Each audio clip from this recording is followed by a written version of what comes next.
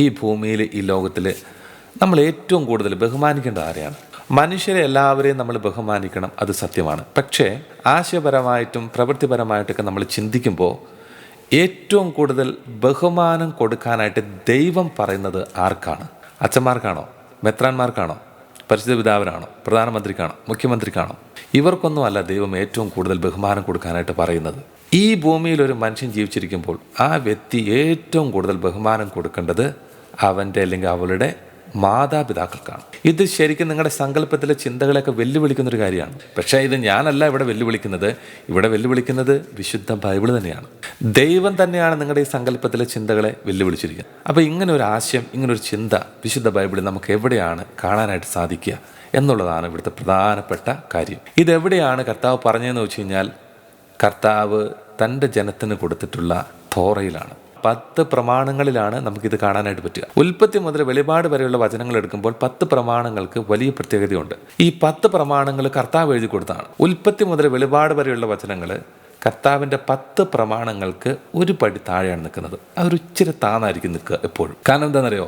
മറ്റു വചനങ്ങളൊക്കെ പരിശുദ്ധാത്മാവിനാൽ പ്രേരിതരായ മനുഷ്യർ ഒരു കാലഘട്ടത്തിൽ, ഒരു സംസ്കാരത്തിൽ, ഒരു ചരിത്രത്തിൽ നിന്നുകൊണ്ട് അത് എഴുതിയപ്പോൾ 10 പ്രമാണങ്ങൾ എഴുതി കൊടുത്തത് ദൈവമാണ്. അത് മോശയ്ക്ക് കർത്താവ് കൊടുത്തപ്പോൾ മോശയോട് കർത്താവ് എഴുതാൻ പറയല്ല ചെയ്തത്. കർത്താവ് തൻ്റെ വിരൽ കൊണ്ട് 2 കൽഫലകകളിൽ എഴുതി കൊടുക്കുകയാണ് ചെയ്തത്. ഇത് പുറപ്പാടിൻ്റെ പുസ്തകം 31-ാം അധ്യായം അതിൻ്റെ 18-ാം തിരുലിഖിതത്തിൽ പറയുന്നുണ്ട്. വചനം പറയാണ്, സീനായി മലയിൽ വെച്ച് മോശയോട് സംസാരിച്ചതിന് ശേഷം ഉടമ്പടിയുടെ 2 പ്രതികൾ, തൻ്റെ വിരൽ കൊണ്ട് എഴുതിയ 2 കൽപ്പലകകൾ ദൈവം അവന് നൽകി. ഇതേ കാര്യം തന്നെ പുറപ്പാടിന്റെ പുസ്തകം 32-ാം അധ്യായം അതിന്റെ 16-ാം തിരുലിഖിതത്തിലും നിയമാവർത്തനത്തിന്റെ പുസ്തകം 9-ാം അധ്യായത്തിന്റെ 10-ാം തിരുലിഖിതത്തിലും പറയുന്നുണ്ട്. ദൈവത്തിന്റെ ബുദ്ധിയിൽ നിന്ന്, കർത്താവിന്റെ മനസ്സിൽ നിന്ന് നേരിട്ട് എഴുതി കൊടുത്തിട്ടുള്ള കാര്യങ്ങളാണ്. ഇവിടെ ഒരു കാര്യം നമ്മൾ ശ്രദ്ധിക്കണം. ആദ്യത്തെ 1, 2, 3 പ്രമാണങ്ങൾ കർത്താവിന് വേണ്ടി കർത്താവ് മാറ്റിവെച്ചപ്പോൾ 4-ാം പ്രമാണം ആർക്ക് വേണ്ടിയിട്ടാണ് എഴുതിയിരിക്കുന്നത്? ഇസ്രായേൽ ജനതയുടെ പൂർവികരിലെ ഏറ്റവും വലിയ ആളായിട്ടുള്ള അബ്രാഹത്തെ ബഹുമാനിക്കാനാണോ അവിടെ പറഞ്ഞിട്ടുള്ളത്? താൻ ഏറ്റവും കൂടുതൽ സ്നേഹിച്ച മോശയെ ബഹുമാനിക്കാനാണോ കർത്താവ് പറഞ്ഞത്? അല്ലെങ്കിൽ ആ കാലഘട്ടത്തിലെ ഏറ്റവും പ്രധാനപ്പെട്ട രാജാക്കന്മാരെയോ ന്യായാധിപന്മാരെയോ ഒക്കെ ബഹുമാനിക്കാനാണോ കർത്താവ് പറഞ്ഞത്? അല്ല. കർത്താവ് പറഞ്ഞ പ്രകാരമാണ്. പകരം കർത്താവ് പറഞ്ഞത് നിങ്ങളുടെയൊക്കെ കുടുംബങ്ങളിലിരിക്കുന്ന മാതാപിതാക്കളെ വേണം ആദ്യം ബഹുമാനിക്കാനായിട്ട്. അപ്പം ദൈവം കഴിഞ്ഞ അടുത്ത സ്ഥാനം കർത്താവ് ആർക്കാണ് കൊടുത്തിരിക്കുന്നത്? അത് മാതാപിതാക്കൾക്കാണ്. അപ്പോൾ കർത്താവ് എഴുതി കൊടുത്ത കാര്യമായതുകൊണ്ട് ഇതിന് വലിയ ഒരു പ്രാധാന്യമുണ്ട്. ഇനി ഒരു കാര്യം കൂടെ മനസ്സിലാക്കണം. എന്നാലേ ഞാൻ ഈ പറഞ്ഞ കാര്യങ്ങളുടെ അർത്ഥം എന്താണെന്ന് കൃത്യമായിട്ട് മനസ്സിലാക്കാനായിട്ട് പറ്റുള്ളൂ. അല്ലെങ്കിൽ നിങ്ങളുടെ സങ്കല്പത്തിലുള്ള ചിന്തകളെ ഞാൻ വെല്ലുവിളിച്ചിട്ടുണ്ടെങ്കിൽ ഒരുപക്ഷെ അതിനൊരു ഒരു ഉത്തരം കിട്ടാനായിട്ട് നിങ്ങൾക്ക് സാധിക്കുന്നത് ഇതും കൂടെ കേട്ട് കഴിയുമ്പോഴാണ്. ഈ തോറയോട്, ഈ 10 പ്രമാണങ്ങളോട് ഇസ്രായേലിൻ്റെ മനോഭാവം എന്തായിരുന്നു? ഇസ്രായേൽ ദൈവജനം 10 പ്രമാണങ്ങളെ ആരാധനയോടെയാണ് കണ്ടിരുന്നത്. ആ ദൈവജനം ഈ 10 പ്രമാണങ്ങളെ, ഈ ഉപദേശത്തെ ആരാധിച്ചു എന്ന് പറഞ്ഞു കഴിഞ്ഞാൽ അതിനർത്ഥം എന്താ? മാതാപിതാക്കളെ ബഹുമാനിക്കണം എന്ന് പറഞ്ഞ ഈ ഒരു ഉപദേശത്തെയും അല്ലെങ്കിൽ ഈ ഒരു പ്രമാണത്തെയും ഈ ദൈവജനം ഒരു ഉപദേശമായിട്ട് മാത്രമല്ല കേട്ടത് അല്ലെങ്കിൽ അനുസരിച്ചത്, പകരം അതിനെ ആരാധിച്ചിരുന്നു.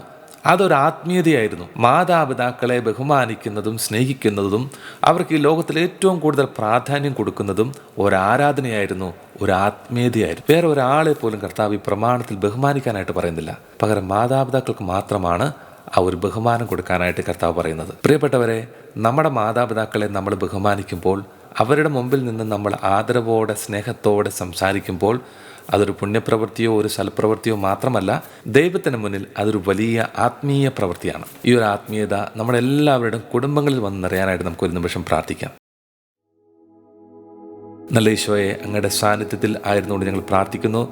ഞങ്ങളുടെ മാതാപിതാക്കളെ അവിടുന്ന് അനുഗ്രഹിക്കണമേ. നമുക്ക് കുടുംബങ്ങളിൽ വേദനിക്കുന്ന, ഒറ്റപ്പെട്ടു പോയിട്ടുള്ള മാതാപിതാക്കളെ പ്രത്യേകമായിട്ട് സമർപ്പിക്കാം. അഗതി മന്ദിരങ്ങളിലൊക്കെ ആയിരിക്കുന്ന മാതാപിതാക്കളെ കർത്താവിൻ്റെ കരങ്ങളിലേക്ക് സമർപ്പിക്കാം. ദൈവമേ, ഞങ്ങളുടെ മാതാപിതാക്കളും മക്കളും എല്ലാവരും ഒരുമിച്ച് വലിയ സ്നേഹത്തോടെ, വലിയ ആദരവോടെ, ബഹുമാനത്തോടു കൂടിയൊക്കെ ജീവിക്കുന്നതിനുള്ള വലിയൊരു കൃപ, അഭിഷേകം ഞങ്ങളുടെ കുടുംബങ്ങളിലെല്ലാം അങ്ങ് ഞങ്ങൾക്ക് നൽകണമേ. നമ്മുടെ മാതാപിതാക്കളെയും നമ്മുടെ കുടുംബാംഗങ്ങളെ എല്ലാവരെയും കർത്താവിൻ്റെ കരങ്ങളിലേക്ക് സമർപ്പിച്ചു കൊടുത്തുകൊണ്ട് നമുക്ക് ഈ ആശീർവാദം സ്വീകരിക്കാം.